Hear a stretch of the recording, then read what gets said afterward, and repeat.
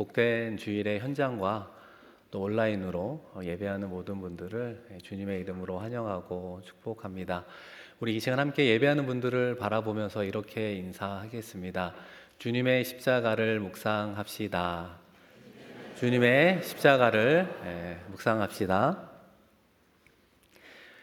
오늘은 종려 주일입니다. 예수님께서 우리를 구원하기 위해 십자가의 그 길을 가시기 위해 예루살렘에 입성하신 것을 기념하는 주일이 종려 주일입니다. 그런데 왜 종려라고 하는 표현이 붙게 되었는가? 예수님의 입성을 축하하는 백성들이 겉옷으로는 예수님의 길 앞에 깔고 그 다음에 종려나무 가지를 들고 기뻐하며 환호했기 때문에 종려 주일 이렇게 이름을 붙이며 이제 기념하고 있습니다. 그러나 예수님이 예루살렘으로 입성하는 모습은 사실 군마를 타고 위험 있는 이 왕의 행렬과 같은 모습으로 입성한다기보다는 우리가 익히 들어 알고 있는 것처럼 나귀 새끼, 어린 나귀를 타고 겸손한 이스라엘의 왕으로 입성하는 모습을 우리에게 보여주고 있습니다. 어린 나귀를 타신 예수님, 오늘 말씀의 제목인데요. 예수님은 왜 어린 나귀를 타고 입성하게 되었는가? 그 질문에 대한 답을 오늘 말씀을 통해서 우리가 찾아보았으면 좋겠습니다. 무엇보다도 예수님이 어린 나귀를 타게 된 첫 번째 이유 중에 하나는 구약에서 예언된 스가랴 선지자의 예언을 이루기 위함입니다. 여러분, 스가랴 9장 9절 말씀을 보시면 시온에 따라 크게 기뻐할지어다 예루살렘에 따라 즐거이 부를지어다 보라 내 왕이 내게 임하시나니 그는 공의로우시며 구원을 베푸시며 겸손하여서 나귀를 타시나니 나귀의 작은 것 곧 나귀 새끼니라. 여러분, 이 말씀이 우리에게 무엇을 이야기해 주고 있습니까? 예수님이 예루살렘에 입성하기 위해서 어떻게 입성을 할까? 그러다가 즉흥적으로 입성하게 된 것이 아니라 구약의 선지자 스가랴로부터 예언한 말씀을 이루기 위함이라고 하는 것을 보게 됩니다.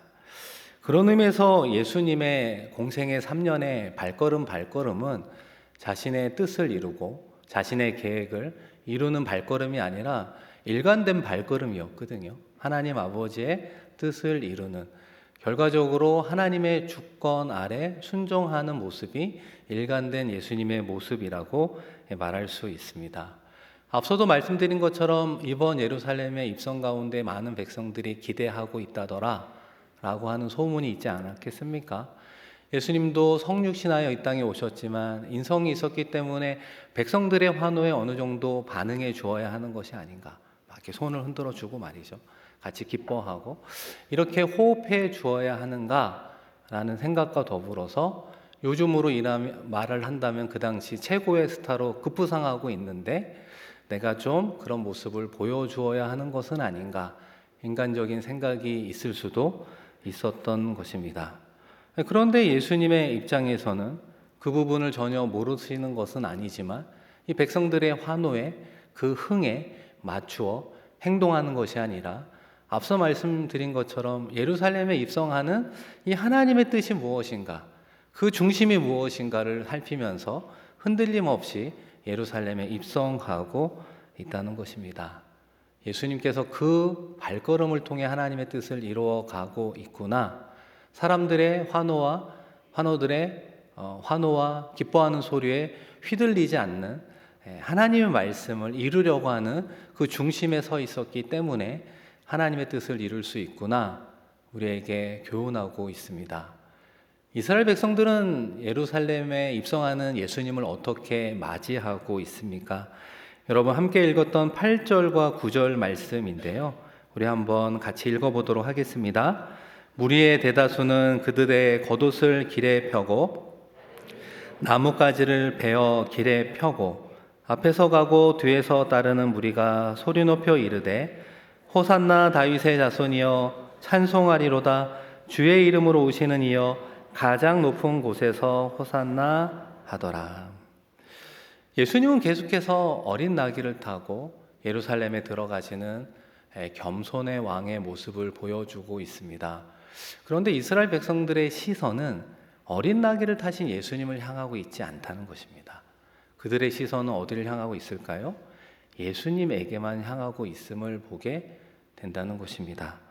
여러분, 우리가 그것을 어떻게 알 수 있는가? 함께 읽었던 9절 후반부에 보시면 호산나 다윗의 자손이여 찬송하리로다. 여러분, 호산나라고 하는 단어의 의미가 무엇입니까? 우리 2부 찬양대 이름도 호산나이잖아요. 여러분, 호산나의 의미가 무엇이죠? 구원하다입니다. 구원하소서, 이런 의미예요. 우리를 구원해 주십시오. 이것이 바로 호산나라고 하는 이름이에요. 우리를 구원해 주시는 분은 다윗의 자손으로 오신 왕이십니다. 그 구원자를 찬양합니다. 이어서 어떻게 이야기합니까? 주의 이름으로 오시는 이여 가장 높은 곳에서 호산나 하더라. 여러분, 특별히 이 마지막 표현이 어떤 의미가 있겠습니까? 이 세상에서 가장 높은 곳은 어디입니까? 왕의 권자를 이야기하는 것 아닙니까? 왕이 누릴 수 있는 최고의 권력, 그 권력에 따른 힘, 그 힘에 따른 정복과 구원을 주시는 이시여 호산나, 우리를 구원하여 주옵소서. 이 백성들이 그런 마음으로 예수님을 환호하고 있었던 거예요. 그런데 여러분, 오늘 말씀을 포함한 마태, 마가, 누가, 요한복음, 사복음서 어느 말씀을 살펴보아도 이런 백성들의 환호에 예수님이 흥을 맞추어 손을 들며 화답했다, 이런 표현이 없이 앞서 말씀드린 대로 예수님은 묵묵히 그 길을 걸어가고 있다는 것입니다. 아무런 표정 없는 그런 모습 속에 예수님의 마음이 어떠함을 예측해 볼 수 있는, 추측해 볼 수 있는 말씀이 하나 있지 않습니까? 누가복음 19장 41절인데요. 가까이 오사 성을 보시고 우시며. 예루살렘 성에 가까이 오셨을 때 예수님의 마음이 어떠하다 표현하고 있는가? 예수님께서 예루살렘 성을 바라보며 눈물을 흘리고 있다는 것입니다. 울고 있다는 것입니다. 여러분, 왜 울고 있을까요? 예수님은 예루살렘 성을 통해서 우리의 구원을 위해서 그 십자가의 길을 걸어가겠노라, 그 대속의 길을 걸어가겠노라 말씀하며 그 길을 걸어가고 있지만, 이 예루살렘에 살고 있는 백성들은 여전히 그런 의미를 알 수 없는 채 오직 그들의 정치적, 경제적 구원자만을 찾는 모습 속에 안타까운 가운데 눈물을 흘리고 있는 것 아닙니까? 그러하기 때문에 백성들의 시선은 어린 나귀는 보지 못하고 이 구원자 예수의 모습만 보고 있었다라고 하는 겁니다. 민초로 살아가는 삶의 자리가 얼마나 힘들었으면 그런 구원자를 기다리고 있었을까 충분히 이해가 되기도 합니다. 그럼에도 불구하고 백성들은 왜 어린 나귀를 타고 예루살렘에 들어오시는 이스라엘의 진정한 왕의 모습은 보지 못하고 있었을까? 왜 정치적으로 자신들을 구원해 줄 정치적인 메시아, 경제적으로 배고픔을 해결해 줄 수 있는 능력의 메시아만을 환호하고 있었을까요? 여러분, 이 부분이 왜 한편으로는 반복되어 제가 말씀을 드리는 이유가 무엇인가? 이 백성들은 너무나 쉽게 자신들의 입장, 자신들의 생각, 이 자신들의 마음이 변하고 있는 것을 모르고 있었다는 것입니다. 이것이 무엇입니까? 지금 이 순간 예루살렘에 입성하는 예수님을 향해서는 환호하고 있었지만 막상 예루살렘에 들어간 예수님의 모습은 파워풀한 모습이 아니었잖아요. 오히려 파워리스한 모습이었습니다. 로마 정부의 힘으로 군대를 보내요. 독립을 일으키는 그런 조짐을, 징조를 일으키는 것이 아니라 오히려 이 사람 저 사람에게 끌려가는 무력한 모습을 보이게 되었습니다. 그러자 방금 며칠 전에 예수님을 향해서 환호하던 사람이 돌변하여 무엇이라고 이야기합니까? 예수를 십자가에 못 박으라고. 예수를 십자가에 못 박아 죽이라고 이야기하는 사람이 동일한 사람들이었다는 것입니다. 심지어는 흉악범 바라바와 예수 중에 누구를 내어줄까? 빌라도가 이야기할 때 오히려 예수를 십자가에 못 박고 바라바를 풀어 주십시오. 180도 돌변한 백성들의 모습을 보게 된다는 것입니다. 한 입술을 통해 며칠 전에는 예수님을 찬양하더니 며칠이 지나서는 그 입술을 통해 예수를 죽이라고 하는 이스라엘 백성들의 모습이 여러분 이해가 되십니까? 공감이 되십니까? 어떻게 그럴 수 있지?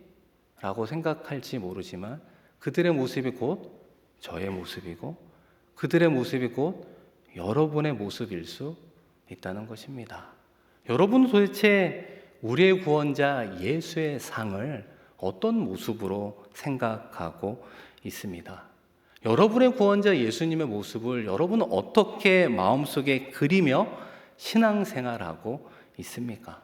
우리도 구원자 예수님이 우리의 기도에 응답을 하시며 우리의 삶을 가장 좋은 곳으로 인도해 주시는 분으로만 여기며 신앙생활하다 보면 그것이 이루어지지 않을 때, 그 응답이 더디고 멀어질 때 이내 예수를 멀어지게 되고 예수를 떠나는 사람이 될 수 있다는 것입니다.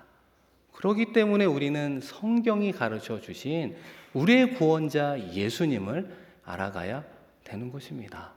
성경이 우리에게 가르쳐 주시는 우리의 구원자 예수님의 모습이 어떠합니까? 어린 나귀를 타고 예루살렘에 입성할 뿐만 아니라 십자가를 지시기 전 겟세마네 동산에서 기도하며 나아갑니다. 땀방울이 핏방울이 될 것처럼 정말 간절하게 하나님 앞에 기도하며 나아갈 때 이 잔을 옮길 수 있다면 옮겨주시지만 나의 원대로 마시고 하나님 아버지의 원대로 되기를 원합니다.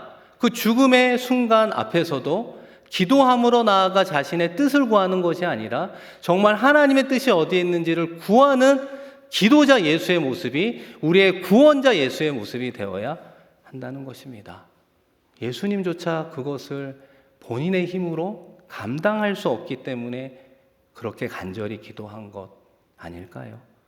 기도라고 하는 것은, 기도를 통해 이루어지는 기적이라고 하는 것은 죽은 사람이 살아나고 정말 안 될 것 같은 일들이 이루어지는, 불가능이 가능해지는 것도 기도의 놀라운 하나님의 능력의 응답이라고 말을 할 수 있지만 진정한 기적은 무엇일까요?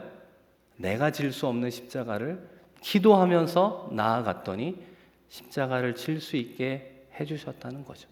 예수님이 바로 그 본을 우리에게 보여주고 있다는 것입니다. 사랑하는 성도 여러분, 우리는 어떤 예수님을 나의 구원자로 바라보며 신앙생활하고 있습니까? 우리의 삶의 자리에 긴급하고 너무나 기묘한 그런 기도 제목 가운데 응답하시는 능력의 하나님 바라보며 기도하는 것도 틀린 것은 아닐 수 있지만 오늘 말씀을 통해 다시 한번 우리가 회복되어야 되는 우리의 구원자 예수님의 모습은 무엇입니까? 처음부터 끝까지 하나님의 뜻 앞에 철저하게 순종하며 나아가신 분, 그분이 우리의 진정한 구원자 예수라고 성경은 우리에게 말씀하고 있는 거예요. 우리가 그분을 나의 구원자로 믿고 고백할 때 비로소 우리도 삶의 자리에 하나님의 뜻을 이루는 자가 될 수 있다는 것입니다. 사랑하는 성도 여러분, 우리의 삶의 자리에 하나님의 뜻을 이루는 과정을 어떻게 생각해 볼 수 있을까요? 주님이 쓰신 그 어린 나귀를 주님께로 찾아오는 과정 속에 그 힌트를 보게 되는데요. 여러분 본문 말씀 우리 2절과 3절 화면을 보면서 한번 같이 읽겠습니다. 이르시되 너희는 맞은편 마을로 가라. 그리하면 곧 매인 나귀와 나귀 새끼가 함께 있는 것을 보리니 풀어 내게로 끌고 오라. 만일 누가 무슨 말을 하거든 주가 쓰시겠다 하라. 그리하면 즉시 보내리라 하시니. 이 함께 읽은 말씀 가운데 마을 반대편에 있던 나귀와 나귀 새끼가 이런 과정을 통해서 주님에게로 오게 되었구나를 보여주고 있습니다. 그러면서 어떤 표현이 나오고 있습니까? 주가 쓰시겠다. 이 주라고 하는 것은 헬라어 큐리오스, 나의 주인이라는 뜻입니다. 예수님이 나의 주인, 나의 주님, 이렇게 우리는 고백하고 있다는 거예요. 그런데 예수님이 성경에서 이런 큐리오스라고 하는 단어를 공식적으로 쓰신 곳이 바로 여기라고 하는 거예요. 그러니까 그전 공생의 사역 가운데는 쓰시지 않다가 바로 이 대목에 이 어린 나귀를 구하는 과정에서 주님이 쓰시겠다라고 표현하며 그 어린 나귀를 가져오게 되었다는 것입니다. 생각해보면 공식적으로 정말 예수의 주되심을 선포하는 그 영광의 자리잖아요. 그런데 그때 예수님에게 온 것은 어린 나귀라고 하는 것입니다. 어떻게 보면 큰 것은 아니잖아요. 작은 것이고 물론 소중한 생명이지만 그렇게 귀하게 생각하지 않을 수 있는 것조차도 이 하나님의 손에 붙들릴 때 하나님의 구원의 계획 속에 사용될 수 있구나 생각할 수 있어요. 또 하나 우리가 무엇을 꼭 기억해야 되는가? 이 제자들과 이 나귀와 나귀 새끼의 주인과의 대화를 한번 생각해 보아야 합니다. 말씀 속에선 누구라고 이름이 나와 있지 않으니 무명시라고 생각해 보면 좋겠습니다. 예수의 두 제자가 이 무명시를 만나게 된 겁니다. 그래서 나귀와 나귀 새끼를 주시오 이렇게 이야기를 한 거예요. 그러니까 왜 모르는 사람인데 나에게 이것을 요구합니까? 이 나귀와 나귀 새끼의 주님이 진정한 주인이 되시는 예수님이 쓰겠다고 하시니 그것을 우리에게 내어 주시오 이렇게 이야기를 하게 됐다는 거예요. 이 무명시 입장에서는 사실 우리의 삶의 경험으로 비추어 보면 얼마나 황당하기도 하고 당황하기도 했겠습니까? 그리고 이 동물의 진정한 주인이신 하나님이 이걸 쓰시겠다고 하시는 말씀 앞에 이 무명시의 생각과 마음 속에 많은 것들이 스쳐 지나간 것 아니겠습니까? 내가 이 나귀와 나귀 새끼를 이루기까지 내가 물질이 들어갔고 나의 수고가 들어갔고 나의 헌신이 들어갔고 나의 눈물이 들어가면서 작지만 그래도 나의 소중한 전부일 수도 있는 것 아니에요? 그 전부일 수 있는 것을 이것의 진짜 주인이 나라고 생각을 했는데 내가 아니라 이것의 진짜 주인인 예수님께서 이것을 쓰겠다고 달라 하시는 그 부분에 어떻게 해야 될까? 순간적이지만 고민하지 않았겠습니까? 그런데 오늘 말씀은 그 무명시의 그 반응을 어떻게 표현하느냐? 즉시 보낸다 이렇게 이야기를 했다는 거예요. 그 과정은 어떤 고민이 있었는지 알 수 없지만 내 것이 아니고 주님의 것임을 인정하고 드리는 그 순종이 즉시 이루어졌다고 말씀하고 있다는 거예요. 여러분 이 부분이 왜 중요할까요? 계속해서 반복해서 드리는 말씀이지만 어린 나귀를 타고 예루살렘에 입성하는 예수님의 모습을 많은 백성들은 앞서 말씀드린 이런 어떤 정치적인 메시아로서의 예수님만 바라봤지만 그 많은 백성 중에 최소한 한 명, 이 무명시만큼은 무엇을 바라보았을까요? 어린 나귀를 바라보았을 겁니다. 나귀 새끼를 바라보았을 겁니다. 내가 드린 어린 나귀를 주님께서 타고 예루살렘에 들어가는 이유가 무엇이지? 라고 하는 퀘스천을 그제서야 하게 되는 것이죠. 어린 나귀를 타고 오신 왕이라는 게 말이 돼? 왜 저런 모습으로 오시게 되었지? 고민하게 되었을 것입니다. 그리고 며칠이 지나서 민심은 돌변하여 예수를 죽이라고 하는 이런 소문이 흉흉한 가운데 예수님이 십자가에 죽으셨다는 소식을 들었을 때 이 무명시는 어린 나귀를 타고 입성한 예수님이 십자가를 지고 죽으신 그분이 우리의 진정한 메시아 아닐까? 라고 하는 구원자 예수의 모습을 찾아갔을 것입니다. 사랑하는 성도 여러분, 그런 의미에서 나의 삶의 주인은 내가 아니라 우리 예수님이라고, 주님이라고 여러분 믿음으로 고백하며 나아가고 있습니까? 입술로는 우리가 그렇습니다. 기도할 때는 그렇습니다. 분명히 이야기하며 나아가는데 정말 우리의 것이 내 것이 아니라 주님의 것임을 인정하며 주님께서 쓰시겠다라고 말씀하실 때 그것을 전부 드리며 우리도 그런 인생을 살아가고 있습니까? 생각해 보면 그것이 연약하고 부족하여 잘 이루어지지 않다라고 하는 거예요. 우리가 주님을 위해서 드리지 않는 것은 아닌데 우리가 드리는 예물도 우리가 주님을 위해서 드리는 시간도 우리의 재능에 대한 섬김과 봉사도 분명히 아름답게 하나님 앞에 올려드리고 있지만 그것이 나의 일부를 드리고 있기 때문에 나타나는 신앙의 현상이 무엇입니까? 우리의 신앙의 시선이 예수님만을 바라보고 있다는 것입니다. 내가 드린 어린 나귀를 타신 예수님을 바라보지 못하더라. 응답받고 나면 은혜 받은 대로 나아가야 되는 모습이 있는 것 아닙니까? 그런데 응답받고 그 뒤로 예전으로 돌아가더라. 왜 제자리만 맴도는 신앙인이 되는 이유는 무엇일까요?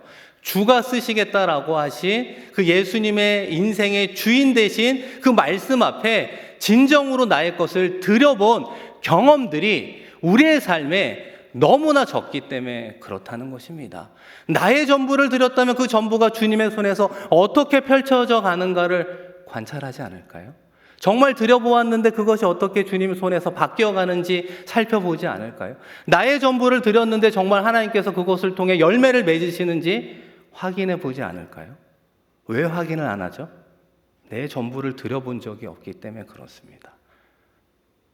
동일한 신앙생활을 하지만 그저 나의 일부를 드리기 때문에 불연속된 신앙생활을 하며 어린 나귀에는 관심이 없고 응답을 주시는 능력의 예수만을 바라보며 우리는 걸어가고 있다고 성경은 우리에게 말씀하고 있다는 것입니다. 사랑하는 성도 여러분, 다시 한번 종료주일로부터 시작되는 고난주간을 보내며 정말 예수님이 나의 주인, 나의 주 되신 그분을 나는 삶의 자리에서 어떻게 인정하고 있는가? 정말 동일하게 드리지만 나의 전부를 드렸을 때 그것이 주의 손에서 어떻게 펼쳐져 가고 있는가를 확인하는 사람이 결과적으로 주님과 동행하는 사람이 되는 거예요. 주님의 모습 속에 나의 모습이 어떻게 변화되는가를 살펴보기 때문에 주님과 동행하며 주님과 영적인 시선을 마주치는 인생이 되는 것입니다. 사랑하는 성도 여러분, 이 어린 나귀는 단순히 예루살렘에 입성하는 것으로 그치지 않았습니다. 그 어린 나귀는 주님께서 어떻게 사용하셨습니까? 그리스도인들이 이 세상을 살아가는 방식으로 규정해 주고 있다는 것입니다. 여러분, 이스라엘 백성들, 이런 고대 나라들이 전쟁을 할 때마다, 전쟁을 시작할 때마다 이런 표현을 했다고 합니다. 전쟁을 시작하겠다, 그럴 때는 큰 종마에 사신을 태우고요. 반대로 그 전쟁을 원치 않는다, 화평을 하자, 화친하자, 그럴 때는 오히려 큰 종마가 아니라 나귀의 사신을 태워 보냈다고 말하고 있습니다. 그것이 이스라엘의 전통이라고 하는 거예요. 그렇다면 예수님이 나귀도 아닌 어린 나귀를 타고 예루살렘에 입성했다는 것은 어떤 하나님의 뜻을 이야기하는 것입니까? 이스라엘을 비롯한 온 인류와 하나님은 사랑으로 화평을 이루어 가고 싶다는 것이죠. 평화를 이루어 가고 싶다는 것입니다. 한 걸음 더 나아가 그 구원자 되시는 예수님의 삶의 방식처럼 우리들도 어린 나귀를 타신 예수님처럼 살아가기를 원하고 있습니다. 그러나 이 세상은 어린 나귀를 타고 오신 왕 이해할 수 없죠. 받아들일 수도 없죠. 콧방귀를 뀌는 세상이 우리 앞에 펼쳐져 있습니다. 이 세상이 평화를 구현하는 방식이 무엇입니까? 우리의 역사를 잘 생각해 보면 그것이 전쟁이지 않습니까? 평화를 구현하는데 그 수단은 힘과 무력을 동원하고 있다는 것이죠. 힘으로 제압을 하는 것입니다. 이것이 세상의 전형적인 삶의 방식 아닙니까? 그래서 옛날이나 지금이나 왕은 군마가 필요하고 창과 칼이 필요하고 군사들이 필요한 것 아닙니까? 로마 황제 역시 칼로 백성을 공복시켜 팍스 로마나 로마의 평화를 이루었던 것입니다. 그러나 예수님은 자기를 희생함으로써 이 백성을 살리는 새로운 평화를 이루어 가셨습니다. 힘에 기반을 둔 로마는 역사 속에 사라졌지만 섬김과 희생과 사랑에 기반을 둔 예수님의 평화는 지금도 온 세상을 가득 채우고 있다는 것입니다. 사랑하는 성도 여러분, 우리는 어린 나귀를 타신 예수님을 묵상하며 그분이 걸어가셨던 그 길을 따라가야 되는 것입니다. 어린 나귀를 타신 예수님의 삶을 따라간다는 것은 무엇입니까? 세상이 우리에게 싸움을 걸어올 수 있는 방식 그대로 싸우는 것이 아니라고 하는 것입니다. 세상이 칼과 창으로 우리를 위협할 때 우리도 동일하게 칼과 창으로 싸울 수 없다는 것입니다. 그것이 어린 나귀의 방식, 예수님의 십자가의 방식이 아니겠습니까? 이렇게 거창한 이야기는 아닐지라도 우리의 일상적인 삶의 자리에서도 혹시라도 여러분을 공격하는 사람들을 향해 여러분은 어떻게 응대하고 있습니까? 같은 수단, 같은 방식으로 응대하고 있지는 않습니까? 혹시라도 누군가 나를 험담한다면 나는 더 큰 것으로 험담하고 있지는 않습니까? 누군가 나에게 시비를 걸어온다면 나는 더 큰 건으로 그 사람을 시비 걸어 넘어뜨리려고 하지는 않습니까? 누군가 나를 업신여기면 나는 더 큰 것으로 그 사람을 업신여기로 하지 않습니까? 혹시라도 이것이 내가 살아가는 나의 솔직한 모습이라면 우리는 정말 예수님을 믿는 그리스도인이 맞을까요? 정말 어린 나귀를 타고 십자가를 통해 구원의 길을 열어주신 그분을 나의 구원자로 믿으며 고백하는 그리스도인의 모습이라고 이야기할 수 있습니까? 정말 예수님처럼 살아간다는 것은 힘들고 어려운 것 같습니다. 어린 나귀를 타고 십자가를 지며 살아가는 그 인생은 사실은 내가 살아가던 모든 삶의 자리에 많은 것들을 희생해야 되는 것 같아요. 많은 것들을 양보하고 많은 것들을 손해보겠다라고 하는 너무나 큰 다짐 없이는 정말 삶의 자리에서 실천할 수 없는 길임을 우리는 너무나 잘 알 수 있습니다. 사랑하는 성도 여러분, 그러기 때문에 우리가 기도해야 되는 것입니다. 그러기 때문에 하나님의 은혜와 도움을 구하는 기도자로 서야 되는 것입니다. 나의 삶의 자리에 필요한 하나님의 역사가 필요하기에 기도해야 되는 것도 맞지만 주님처럼 십자가를 지며 살아갈 수 없는 연약한 나를 바라볼 때 비로소 하나님의 도움 없이는 그런 삶을 살아갈 수 없겠구나 깨달으며 나타나는 것이 바로 하나님 앞에 엎드려 도움을 구하는 진정한 기도자로 서게 된다는 것입니다. 그럴 때 하나님은 우리의 삶의 자리에 어린 나귀를 타고 때로는 십자가를 지는 삶의 모습으로 우리를 일으켜 주실 것입니다. 여러분, 그것이 하나님의 능력, 그것이 하나님의 기적, 그것이 하나님의 은혜, 여러분, 그것이 하나님의 놀라운 축복이 아니겠습니까?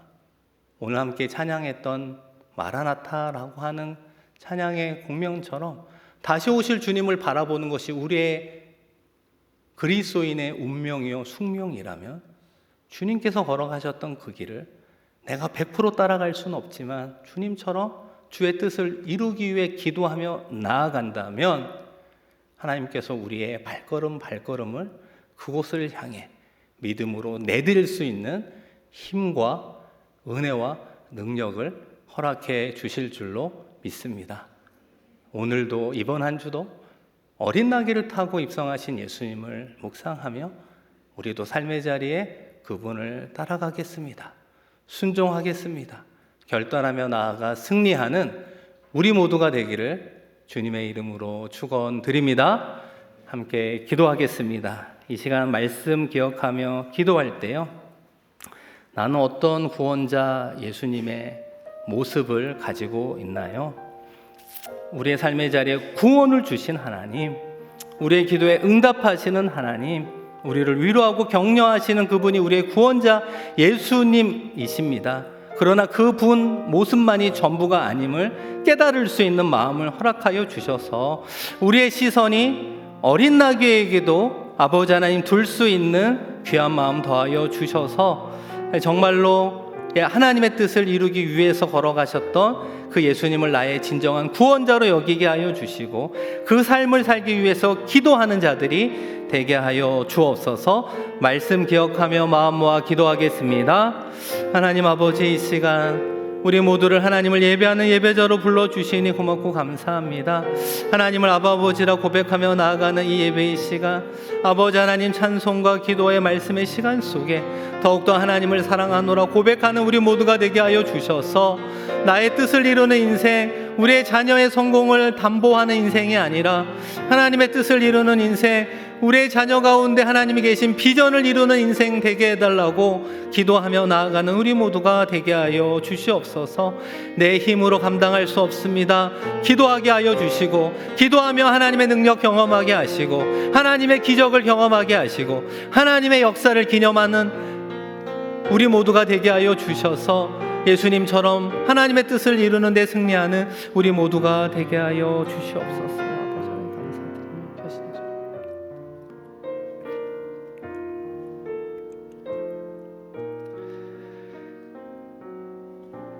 하나님 아버지, 오늘도 이번 한 주도 어린 나귀를 타고 예루살렘에 입성하시며 십자가를 지신 예수님을 더 깊이 묵상하며 그분을 따르겠노라 결단하는 우리가 되게 하여 주시옵소서. 그 좁은 길, 생명의 길을 나홀로 걸어가기에는 너무나 힘들고 어렵습니다.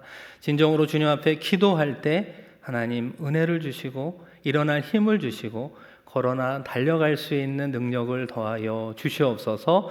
감사드리며 귀하신 예수님 이름으로 기도드립니다. 아멘.